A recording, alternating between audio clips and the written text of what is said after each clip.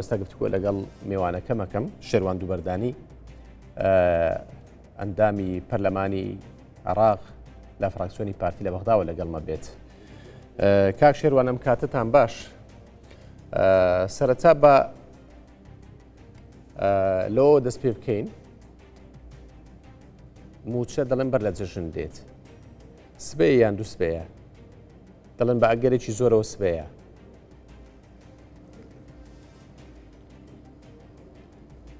سلااو ڕێز کاکۆڤان بۆ جەنابەت خۆشەویست وەڵاهی جێداخە ئەوڕۆکەکە یعنی هەواڵەکەمان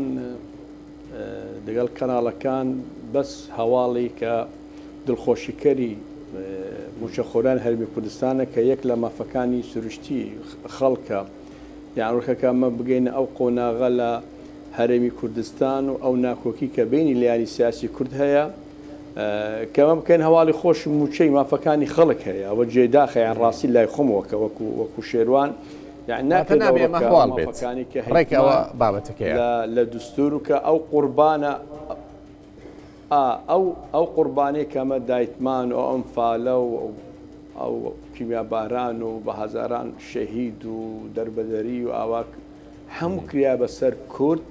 ئەوڕۆکە بگەینە ئەو قۆناغە کامە بەس ئومنیەتی ژیانمانەوە بیت کە بە هەمومانەوە کە بەس موچە بێت تەبانەوە جێداخە ئەمە بە لۆ جنابەت ڕۆنکەینەوە یعنی ئەوڕۆکە ئەمە ڕۆژی یەکشەمەیە بەیانی دووشەمەیە حتا ئەو لەحزەیە کە دەگەل جنابەت نیوەی عێراق زیاتر موچیان وەرنەگرتووە سەرکاتی ڕێئاساتی هەرسێ وەلیان نەگرتووە زۆرین وەزارەت وەلیان نەگرتووە دووشەمە ئاخر ڕۆژە ڕاستە وەزارەتی دارایی لە حکوومەتی هەرێم ئەو وردبینیە ئەوە لەسەر ئەرکی خۆیتی هەموو جێبەجێ کرد دەگەل بەغدا هیچ کێشە دەگەل بەغدا نەماوە کە بەستت لە چێ دووشەمە آخر ڕۆژە کاک شێروان سێشەمە دەوام نییە چییە؟ سێشەمە پشووە دەوام نیە تەواو دووشەمەی سێشەمە پشووە یعنی ئەمن ئەوەی کە دەبینم یعنی ڕاستە سەردانی جەناب سەرۆک مەسرور بارزانی زۆرینەی کێشەکان کێشەی موچەیە جادێنە سەر و بابەتان نەلێرەیە کێشەکە لە کاتەکەی کات نەماوە یعنی بەێ ئەسەر ئەو بابەتە یعنی کە وەزیری سەرۆک وەزیران سەرۆک ئەنجومەنی وەزیرانی عێراق کە بلێنی بە جەناب سەرۆک ئەنجومەنی وەزیرانی هەرێمدایە و سەردانەکە کردووە وەزیری دارێ ئەو ڕۆکە شەو با بلێن نانی ئیوارەی لەکرد بەڕێز سید عەمار حەکیمە و ئەکیت وەزیری داراییش ئەوڕۆکە ئامادە بێت دەگەل جەناب سەرۆک حکومەت هیچ کێشە نەماوە کە سەردانی جەناب سەرۆک مەسرور بارزانی ئەو کێشانی هەمی کۆتایی پاتێ بەس کێشەکە زۆر باشە لە کند کاتەکەی یعنی ئەشتا ئەوڕۆکە بەغدای تاو نەکردگە بەیانی بەغدا تاو دووشەمەگە عێراقیش تەواو بکات بە من وایە ناتوانێت وەزیری دارایی هێشتا عێراق نیوەی موسسات و وەزارەت و فەرمانبەران موچیان وەرنەگرتیە بلێت ئەمن موچێ هەرێمی کوردستان هەنادە دەکەم ئەمە ئومێدمان مایە ئەو شەوەکە بەڕێ سەرۆک حکومەت مەسرور بارزانی ئەو کە ئەو سەردانەی لەگەل بەڕێز عەمار حەکیم و وەزیری دارایی ئەگە بتوانین یعنی کە کێشە نەمایە بۆ خۆی بەس بتوانین کە شەو ڕۆژێک ما یعنی کەمتر لە 24 سەعات ماوە بۆ پشووی جێژنەی قوربان ئەو کێشەیە لە بەرامبەر بەغدا هەیە نەخۆگە جێژنە نەبایە بە تاکی لەو چەند ڕۆژی داهات موچەخۆران هەرێمی کوردستان وەزارەتی دارایی لە هەرێمی کوردستان وەلی دەگرت و دەست بە دەمنێتەوە جەوڕێکەوتن هەر دەتوانن مەسرور بارزانی لەگەڵ عەمار حەکیم ئینشاڵڵا خەبەری خۆشمان پێ دەگات زۆر باشە با بینە سەر بابەتەکانی دیکە کاک شێروان کۆمەڵێک بابەت لە سەردانی سەرۆکوەزیران بۆ بەغدا و کۆبنەوەی لەگەڵ لایەنە سیاسیەکان باس کراوە بۆ نمونە باسی هێرشە درۆنیەکان کراوە بۆ سەر هەرێمی کوردستان باسی پرۆژێ ڕووناچی کراوە کە حکوومەت هەرێمی کوردستان دەتوانێت هاوکاریان بکات بۆ گواستنەوەی ئەزمموی پرۆژێ ڕووناچی بۆ عێراق و لەم هاوینەدا هاوڵاتیانی عێراقیش کارەبایان ببێتە 24 کاتژمێری زابا لە سەرەتا لە هێرشە درۆنیەکان دەست پێ بکەین هیچ گەرەنتیەک دراوە بەڵێنێک دراوە کە چیتر هەرێمی کوردستان ناکرێتەوە ئامانج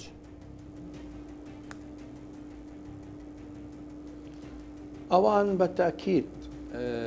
گەرنتی ددن قسە دەکەن یعنی ڕێکەوتن دەکرێت بەس ئایا جێبەجێ دەکرێت دەتوانن کۆنتترۆل بکەن واقع حالەکە ناتوانن ئەمە کە دیتمان ینی وابزانام دنیای پێرێکەش هەندێک کێرش کرایە سەر هەولێر و سەر کەمپەکانی ئەوڕۆ ئەوە نەیەکەم جارە کاکۆبان نا حکوومەتی بابل ئەو ڕێکەوتین کە کرایە کە دایمە نەما ئەمە دووبارە و قسەکان دەکەمەوە پێشتریش چەندین حکوومەت کە ڕێکەوتن کرا کە لە دەسەر دەستی جنابی سەرۆک مەسعود بارزانی لە هەولێر کە لە بەغدا کە ڕێکەوتن کە هەمولیانی سیاسی ئیمزا دەکەن مور دەکەن هەموو دەکەن لەگە هەرمی کوردستان و ئەمەدە من دوای چەند مانگێک دەگەڕێنەوە سەر خالی یەکەم و یان خالی سفر کە دەست پێ دەکەینەوە هیچ ئەوانە جێبەجێ ناکەن ئەو کێشەی سەرەکیمان ئەمە وەکو کوردیان وەکو پارتی دموکراتی کوردستان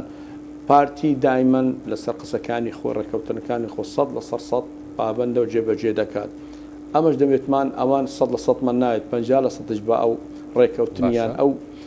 ئیمزایەکەوان کردیان ڕێز لە ئیمزای خۆیان بگرنیان لە ئەو ڕێکەوتنی کە سەردانی ئەو ڕێکە جنابی سەرۆک مەسرور بارزانی کە ئەو قسانەی کەوە لە دەبینین لە ڕێی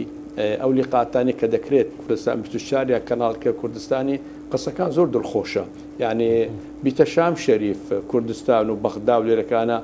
بەس ئەمە وەکو واقعی حال پشماوە دیکە حکوومەتی علی زێدی تەواو بکەین و دوای بشنەوە هۆلی پەرلەمان دەست بە پرۆژه یاساکان بکەین پرۆژه یاسای نۆتوگاز جێبەجێ دەکەن ئەنجومەنی فدرالی جێبەجێ دەکەن ئەوانە زۆر کێشەمان هەیە دەگەل ئەو بابەتانە دەگەلوان کە ئەوان نتوانن ئەوانە بۆمان جێبەجێ بکەن ئەمە دەبیت بەڵام علی زێدی لە کۆبوونەوەیدا لەگەڵ سەرۆک وەزیران گوتوێتی دەڵێ نابێ هیچ کێشێک لە نێوان هەولێر و بەغدا بمێنێت دەبێ هەموو کێشەکان چارەسەر بکرێن جاتوان ئەمانە چارەسەر بکەن ئەم کێشانە ئەوە قسەی بەڕێز محەممەد شیع سوودانیە و کازمیە و عادل عەبدولمەهدیە و ئەو قسانە بەردەوام لە سەرۆک وەزیران قسەکان دەکەن یان ڕێکەوتن دەکەن سەردانی سەرۆک هەرێم پێشی سەرۆک حکوومەت شازە حەبدە خاڵیان واژوو کردیە ڕێکەوتنیان کردیە ئەو پرۆژانی یاسا جێبەجێ بکرێت ئەمە چاوەڕێ ماوی دەبێت یعنی دەبێت لایانی سیاسی چ شیعە چ سونە التیزام بکەن بەو وعدێ کە دەدەن ئەو ڕێکە سەرۆک حکوومەت کاوە دنیاکە ڕۆکە دەمێتەوە حتا ئەو شەو کەس بەردەوام لەگەڵ لایانی سیاسی و قسەکانی کە کردیان ئەو ڕێکەوتن کە کرایە جێبەجێ بکەن بەجێ داخە ئەو قسەکان دەکەن بەیانی قسەکانی خۆیان هەر مەژ ئەو قسەمان نەکردیە باشە دێنە سەر وەڕقە کە ڕێکەوتن کرایە کە ئیمزایان لەسەری کردیە ڕێز لەو ئیمزایش ناگرن ئەمە دەگەڵ بەغدا کاکۆبان ئەو کێشەیە بەردەوام دەبیت ئەمە ئەستا بۆمان گرنگ ئەوەیە کە سەرۆک حکوومەتیش تاکیدی کردەوە گرنگ بۆمان ئەوەیە موچەی موچەخۆران نەبتە یەک لە ناو کێشەکانی لایانی سیاسی لەبەر کێشە بەردەوام دەبیت پرۆژەکانی پرۆژه یاسایە زۆر بابەت هەیە بەس ئەمە دەبیت ئەو ڕۆکە کە تاکیدی کردەوە سەرۆک وەزیرانیش بەڕێز علی زەیدی کە بلێنی دایە بە جەناب سەرۆک حکوومەت مەسرور بارزانی کە ئەمە ئەو کێشەیە مەسەڵەی بابەتی موچە نابیت بە چ شێوەیەک داخلی کێشەکانی سیاسیە بیت ئەوە خاڵکی زۆر زۆرگە بۆیمە ئەوە ئەگە ئەو موچە خۆرانە ماگانە ئەو کێشەیە دروستکەن ئەنگۆشت تۆزەک استراحەت بکەن لەو هەواڵەی بۆچە کە ڕاستەخۆ موچە سەرمانگان بێت ئەوە بابلین خوتوەیەکی زۆر باش ئینشاءڵڵا هەمومان ئیسراحەتەکەین لەوان نوری مالکی ببوورە سوودانی گوتی لە دوای جەژن کابینەکەی علی زەیدی تەواو دەکرێت دوای جەژن کابینەکە تەواوەکرێت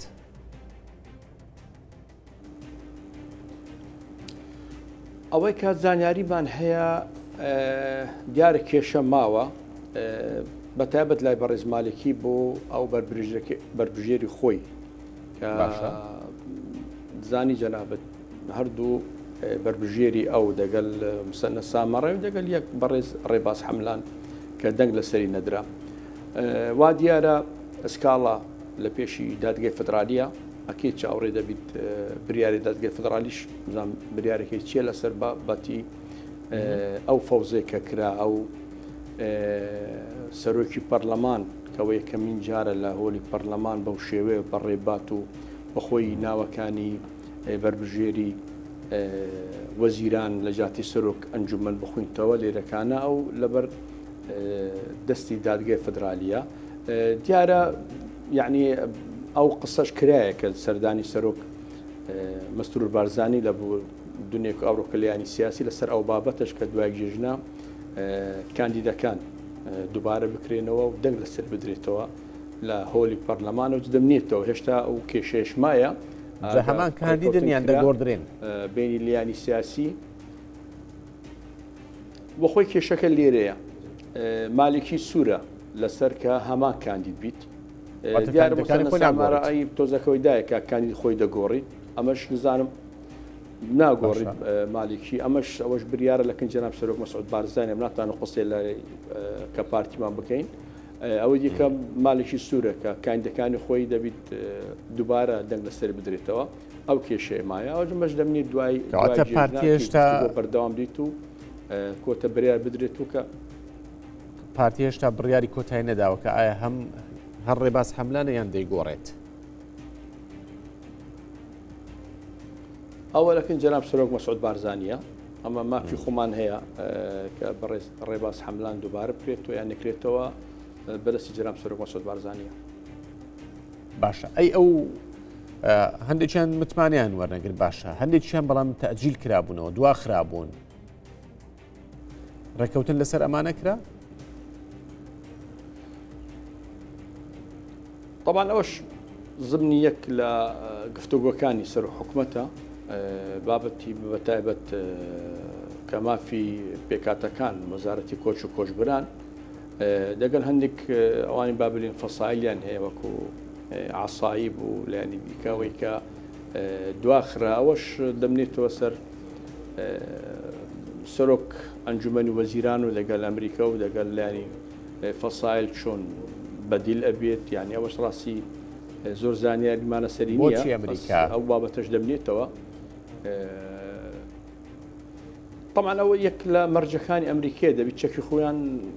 ڕادستی هێزەکانی عێراقی بکەن و یان ڕێکەوتن عساس بکرێت وەکو وەزارەتیشی نوێ وابزان بەنام وەزارەتی ئەمنی وەتەنیە شەکوە هەیە لێرەکانە کە هەندێک لە وەزارەتەکان و حاجی شعبی کۆ بکرێت و ناویەک وەزارەت و ئەوەش هەیە لە بەغدا کە ینی لە بابەتی فەسایل و میلیشیات و لەوانە خلاصکەن لا بۆ تۆ ئەم وەزارەتە لە بەردەستی حکومەت بیت